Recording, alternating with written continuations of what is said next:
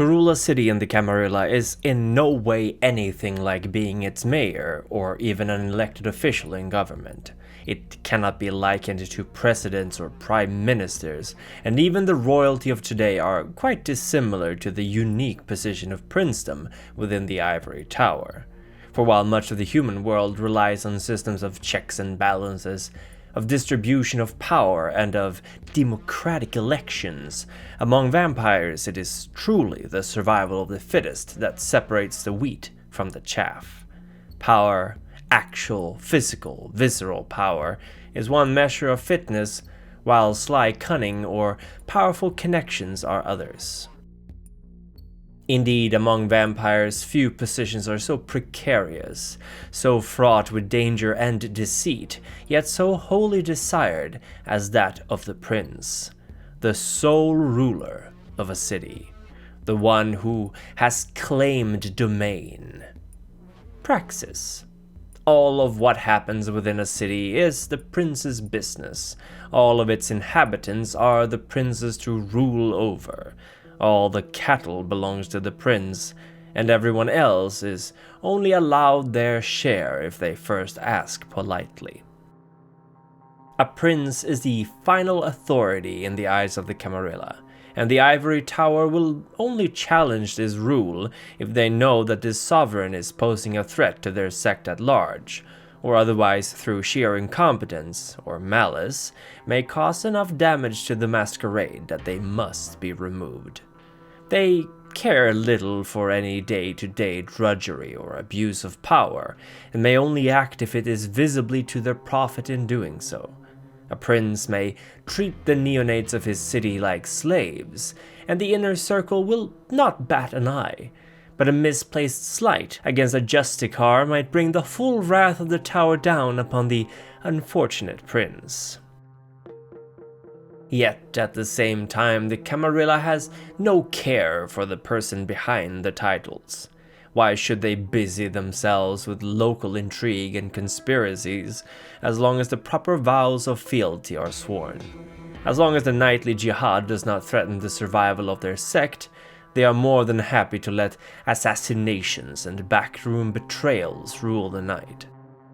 They, after all, are far more concerned with the bigger picture, and the stability and prosperity of their sect is rarely influenced by changes in whoever is calling the shots in the Valley of Los Angeles or Gary, Indiana.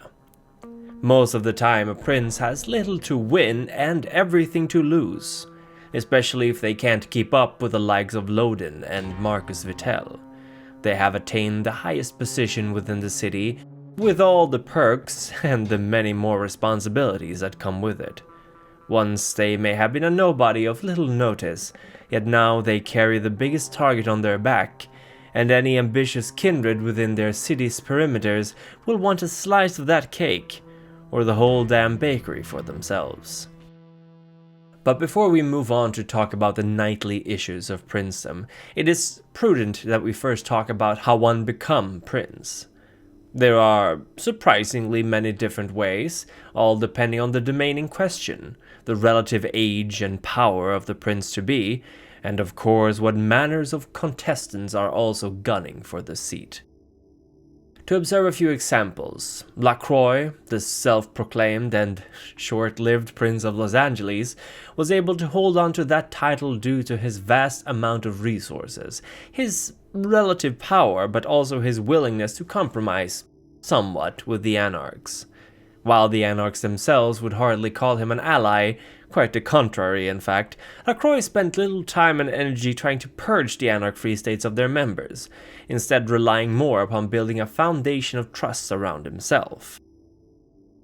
He would appear the mediator, a sensible representative of law and order, which many kindred of Los Angeles longed for after the many turf conflicts between the city's barons, the dangers of Sabbat approaching from the south, and of course the rest of the nightmares of the city.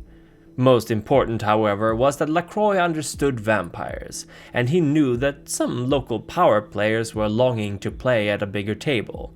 He offered them a seat in his Primogen and influence within the Camarilla, planting a seed of discord among the Anarchs of Los Angeles. Of course, Lacroix's power base remained shaky, hence why he recruited the neonate to run his errands. Lacroix was not from the city itself, so he lacked a deeper understanding of its many groups and areas, and he of course had little success in turning the most die-hard anarchs to his cause. Ultimately, however, what did him in was his greed for the sarcophagus, but one has to wonder if he would have remained as prince for much longer regardless. He had no child there, that we know of, and only a select few agents of note within the city, and relied much more on the jihad and his ability to manipulate human institutions from the shadows. In contrast, Loden, the Prince of Chicago, merely found himself at the right place at the right time, and with the proper education of his sire to help him spot the said opportunity.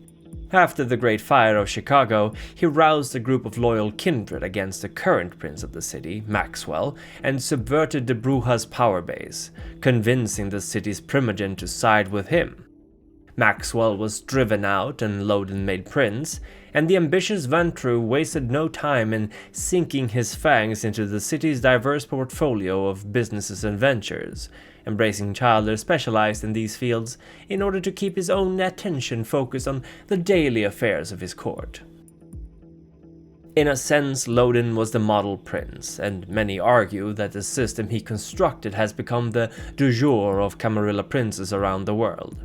Even though the Primogen remained a powerful force, Loden was able to sway a majority of them to his side through a combination of favors, intimidation, and, quite frankly, groveling, appealing to their better nature. Loden was also able to back this up by not only destroying the city of Gary, ruled by his rival Modius, but also by bringing Chicago into relative prosperity, although often at the cost of the poor and downtrodden. Loden ruled through a combination of bravado and careful planning, presenting a boisterous mask to hide the insidious, long-term ambitions that all served to grant him more power. It is telling that Loden's fall was not due to a rival, but rather the attack of several Garou to his private haven, and that despite all this he survived and thrived, beginning from scratch again after having lost literally everything. Mark Decker is one of the odd ones, but an interesting case nonetheless. A gangrel of Milwaukee, he has become its prince only because no one else wants to. Decker had formed the Anubi, a group of werewolf-hunting kindred who worked to protect vampires from the Lupines, and when Chicago was attacked in 1992, Decker stepped up to claim the reins of Milwaukee. Its former prince, Terence Merrick, had been brought to justice after having ordered the murder of a Justicar, Ulyssean Trax, and as the Lupines had been attacking Milwaukee too, the kindred of the city were more than happy to have a wartime prince to protect them. Even now, many years later, Decker remains in charge, primarily because the unstable political climate of Milwaukee practically ensures that any other prince would be accused of being manipulated by other powers, or showing favoritism towards their own faction. Only Decker, an outsider with little interests in politics, remains neutral, at least in their eyes, and his strict enforcement of the Masquerade has earned him the respect of his city.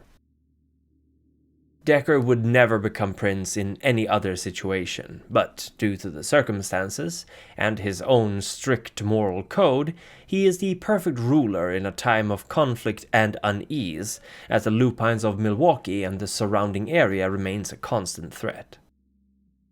Despite their differences, these three kindred all attain the seat of prince, through various means, and just like them, any prospective ruler must first of all make sure that they understand what manner of stewardship would work within their chosen city. If the threat of the Sabbat remains firm, and the anarchs are uppity, a social butterfly will simply not make it, at least not if they can't also show firm leadership and organizing patrols to root out this corrupting influence. The Primogen will simply not stand for it, and unless they are particularly weak or factitious, they may simply decide to support another kindred's claim to praxis, in which case the former prince must either drum up more support or abandon the seat for the other. Indeed, the Primogen are often key to a prince's level of influence over the city. If they are truly old, maybe even older than the prince himself, it will be highly difficult for the prince to do what they want without their permission. Contrariwise, a weak or uncoordinated Primogen will simply act as a doormat to the prince, or even as their lackeys, doing the ruler's work for them. On the other hand, they may not then provide much of a bulwark should another challenge the prince, so it behooves any ruler to consider who sit on their council carefully. Lodin was able to remain in power due to the support of some particularly ancient kindred, even when opposed by the others in the Primogen, after all. Another factor to take into account is of course the composition of kindred in the city. If the Nosferatu have a particularly large warren, or there's a dozen or two Bruja running around, the prince will have to deal with this before it becomes an unmanageable situation. Understanding the clans, how they generally operate, and what sort of people they tend to embrace, will provide a prince a better understanding of how to appease them. Or crush them, should it come to that. As Machiavelli might have suggested, make friends with those too strong for you to subdue, and crush those weaker than you, but still a threat. The Nosferatu may simply want full control over a certain piece of domain, and the Bruja may wish the freedom to call themselves anarchs, and to, at least officially, act like they are free. A clever prince can calculate the pros and cons of allowing either of this. The Nosferatu may be thankful and provide insightful espionage on others, both within and without the Camarilla, and the Bruja may serve as a bulwark against an encroaching Sabbat incursion if they feel that the city is theirs to protect. But the sewer rats may be just as likely to spy on the prince in question, and the anarch rabble may decide to create their own anarch-free state, or simply pack up and leave. Indeed, every single kindred must be carefully studied and analyzed in order to gauge the risk-reward of dealing with them. It is imperative, too, that the prince at least keeps up the illusion of being fair.